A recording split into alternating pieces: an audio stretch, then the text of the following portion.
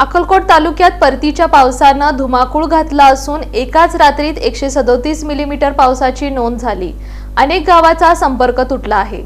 यंदाच्या पावसाळ्यात अक्कलकोट तालुक्यात पहिल्यापासूनच पावसानं जोरदार हजेरी लावली, परंतु यंदाच्या वर्षी पावसानं अक्षरशः रौद्र रूप धारण केल्यानं अनेक पिकं पाण्यात गेली।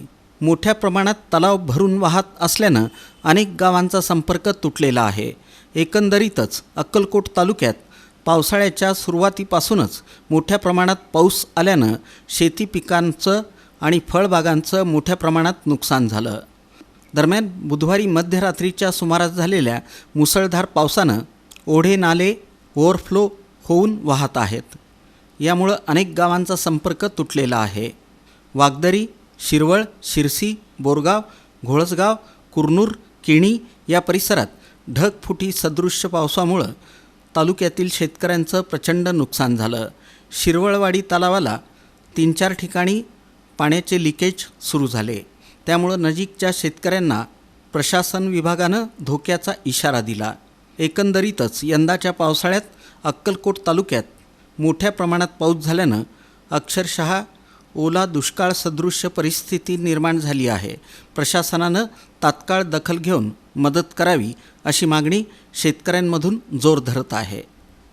आज पहाटे झालेल्या जोरदार मुसळधार रात्रभर जवळजवळ रात्री 3 ते 6 पर्यंत जोरदार पाऊस पडल्यामुळं आज कुरनूर धरण परिसरात व आजूबाजूच्या परिसरात जोरदार पाऊस झाल्यामुळे कुरनूर धरणातील पाणी तसेच घोळसगाव ओढ्यातील घोळसगाव, शिरसी आणि शिरोळवाडी येथील सर्व पाणी धरणातील पाणी येऊन सर्व खालचे बंधारे पूर्ण भरून पूल सर्व वाहतूक सर्व बंद झालेलं आहे।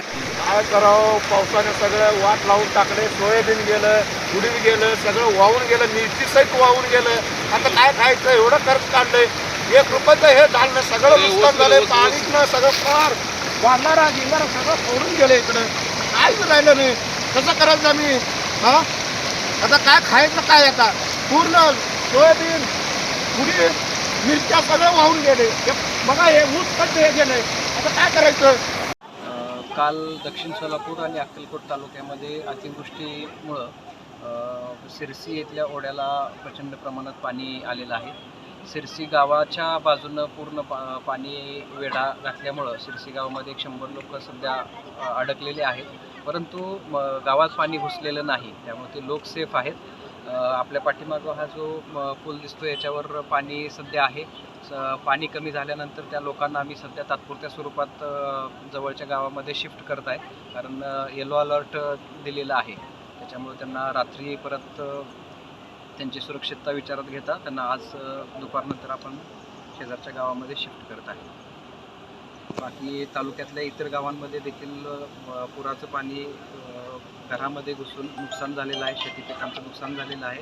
अतिवृष्टी असल्यामुळे त्या ठिकाणचे पंचनामे देखील चालू केलेले आहेत।